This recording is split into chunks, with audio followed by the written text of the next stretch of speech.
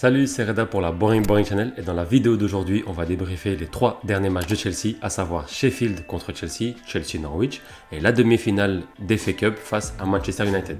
Alors installez-vous confortablement, prenez de quoi manger, prenez de quoi boire, la vidéo sera un petit peu longue, on est parti. Sheffield face à Chelsea, concernant la composition d'équipe, on avait droit quasiment à la même que pour le match précédent, à 2 changements près.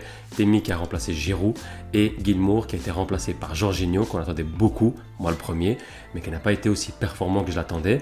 Alors la première mi-temps évidemment du Chelsea a été clairement catastrophique. Sheffield a laissé le ballon à Chelsea qui n'a pas du tout profité.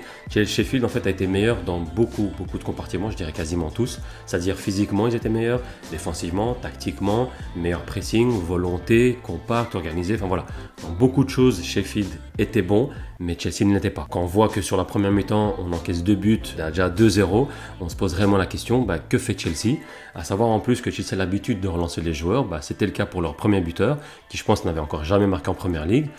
Voilà, on a su le relancer, il nous a fait un doublé, tranquillement. La deuxième mi-temps, Lampard a essayé de faire quelques changements, et même tactiquement, il en est passé à une formation en 3-4-3, et il a fait monter Alonso et Rudiger pour Christensen et Mount. Ça n'a pas changé grand chose en soi, a été un peu plus dangereux, s'est créé quelques occasions, mais sans plus. Il a même essayé de mettre Giroud aux côtés de Tammy Abraham, mais sans plus, ça n'a rien changé. Alors en plus, quand on voit que Giroud a eu un plus gros impact qu'un Tammy Abraham sur tout le match, on se pose des questions et c'est là où je voulais en venir justement, et comme j'ai expliqué dans ma dernière vidéo, je m'inquiète réellement et de plus en plus pour Tammy Abraham. Il est moins bien placé, il n'est pas du tout même placé, j'ai envie de dire, par moment, il est dans les nuages, il est plus aussi performant en tout cas que les débuts de saison, j'ai envie de dire, qu'il a fait cette année. Donc je me pose réellement la question, où et que fait Tammy Abraham, quand on voit en plus que Giroud a pris carrément sa place de titulaire. En plus on parle clairement en plus aussi ces derniers jours d'un renouvellement de contrat. Voilà, je sais pas trop en tout cas, mais voilà, à voir en tout cas ce qu'il va faire. Victoire méritée pour Sheffield United et pour leur entraîneur Chris Wilder, qui font réellement une grosse saison, franchement. C'est une équipe qu'on regarde évidemment d'un coin de l'œil, mais performante. Ils savaient ce qu'ils devaient faire, ils étaient vraiment organisés avec leur formation, leur tactique, etc. Voilà, ils avaient un schéma de jeu sur la saison, et quand on voit qu'ils sont dans les 10 premiers au classement, franchement c'est juste énorme.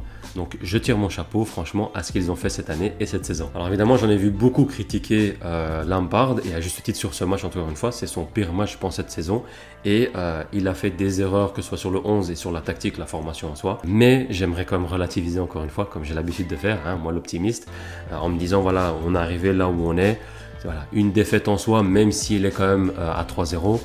J'ai envie de me dire, c'est pas encore dramatique, il faudra voir surtout sur la fin de saison et tirer le bilan à ce moment-là. Il y a juste une chose quand même qui est inquiétante, je pense, et surtout pour les prochaines années, c'est la défense de Chelsea. On connaissait Chelsea en tant que forteresse, voilà, on avait les défenseurs, des guerriers à ce moment-là. Mais quand on voit maintenant cette année, on est, je dirais, quasiment orphelin d'un grand défenseur. Depuis le départ de Terry, par exemple, ou même de Cahill, il n'y a pas eu encore un défenseur qui est venu pour prendre la relève, pour reprendre le flambeau.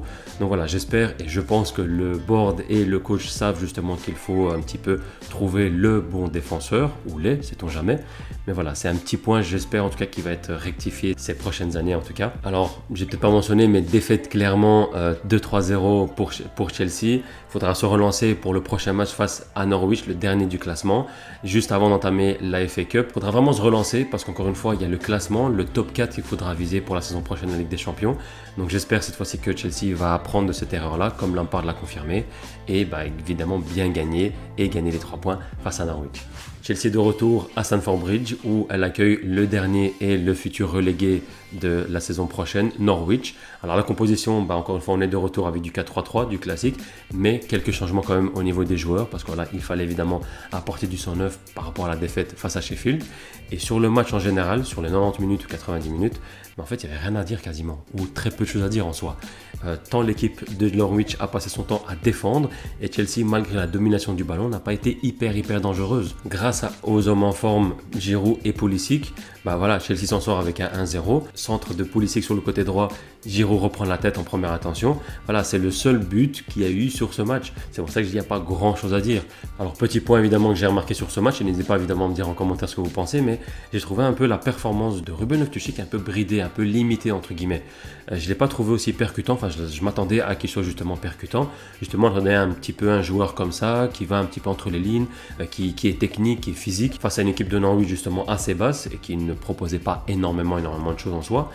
mais je ne l'ai pas vu, donc c'est pour ça que je le trouvais un peu bridé, un peu limité. Alors oui, il revient évidemment d'une grosse blessure, et puis physiquement c'est un peu compliqué pour lui, mais voilà, je sais pas, je m'attendais un petit peu à quelque chose, je suis un peu resté sur ma faim. Alors grâce à cette victoire évidemment, Chelsea met un peu la pression à Leicester United au niveau du classement, et puis ça nous permet évidemment d'aborder quand même de meilleure manière la FA Cup et la demi-finale face à United. Et sur ce match, on remarque encore une fois que l'équipe de Chelsea a encore du mal face à des équipes bloc bas ou très très bas, qui ont l'habitude de défendre. Par exemple, sur ce match, j'aurais aimé voir un Kovacic, par exemple, qui casse les lignes justement, qui a cette verticalité et qui ne permet pas de revoir toujours les mêmes phases offensives, que ce soit sur le côté droit, sur le côté gauche, toujours à traverser, à essayer d'élargir un petit peu cette défense de Norwich. Voilà, ça a aidé par moment, mais il fallait un petit peu trouver autre chose. Et c'est un petit peu dommage qu'on n'a pas pu accentuer encore le score. Toujours est-il qu'avec l'arrivée de Werner et de Ziyech, déjà, on verra une différence la saison prochaine, du moins j'espère. Mais prochain match face à United, comme je disais, où United est très très forte, surtout et en forme ces derniers matchs, qui performe vraiment bien, qui marque beaucoup de buts. Donc voilà, j'espère que Chelsea sera attentif et prêt pour ce match. On est toujours à Londres, cette fois-ci à Wembley, pour affronter une équipe, comme je disais, de United vraiment difficile. Et première petite surprise, la composition d'équipe.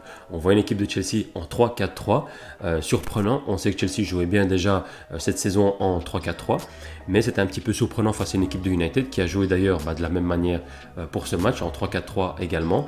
Mais voilà, on était un petit peu surpris, et quand on voit dès le début de la première mi-temps, on voit une équipe de Chelsea dominante, organisée, qui savait ce qu'il devait faire, a eu quelques occasions, et d'ailleurs récompensée à juste titre par l'homme en forme, encore lui, Giroud, qui a été décisif sur la 8e passe décisive de l'autre homme en forme, Azpilicueta, qui a centré, et Giroud qui a coupé au premier poteau.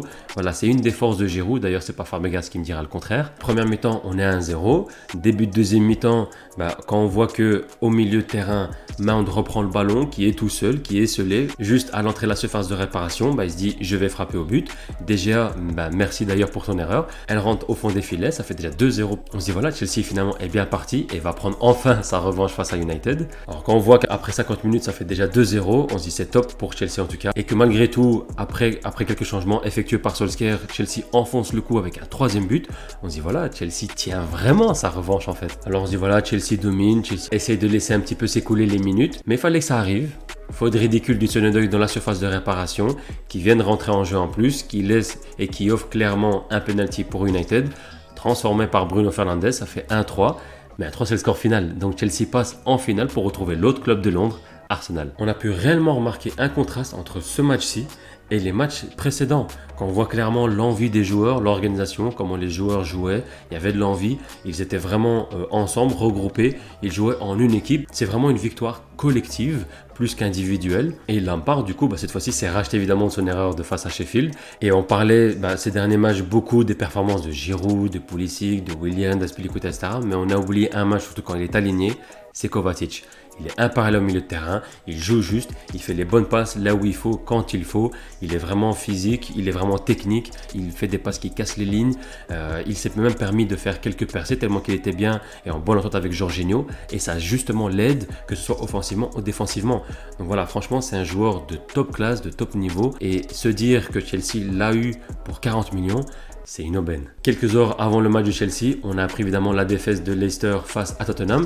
Et donc du coup, Chelsea, au classement, n'a besoin que de 3 points, donc d'une victoire, pour être assuré d'être en Ligue des Champions l'année prochaine. Donc il faut juste avoir une victoire ou face à Liverpool ou face à Wolverhampton. Donc voilà, il faudra au moins assurer un des 2 matchs pour être sûr d'être qualifié en Ligue des Champions l'année prochaine. Alors avant de terminer évidemment cette vidéo, 3 points importants. Premier point, déjà merci, et n'hésitez pas évidemment à liker et vous abonner à la chaîne si ce n'est pas encore fait. Deuxième point, n'hésitez pas évidemment à nous suivre sur les différentes plateformes, les différents réseaux sociaux, que ce soit d'abord sur Twitter, BoringCFCPod, le Boring Podcast sur Instagram, et sur SoundCloud et Spotify évidemment, le Boring Podcast. Et évidemment le troisième point le plus important, allez faire un tour évidemment sur SoundCloud et Spotify pour notre dernier épisode, notre dernier podcast qui est sorti, avec un invité de renom, en la personne de Christophe Terreur. C'est un journaliste belge qui parle justement de tous les Belges qui ont été en Angleterre, qui sont en Angleterre. Et dans cet épisode, justement, il nous parle d'Hazard, de Courtois, etc. Donc voilà, je vous laisse les liens en description. Donc n'hésitez pas évidemment à nous dire ce que vous en pensez et vos retours. Nous, on se retrouve évidemment après les derniers matchs de Chelsea. En attendant, prenez soin de vous. Bonne fin de semaine à vous. Ciao, ciao.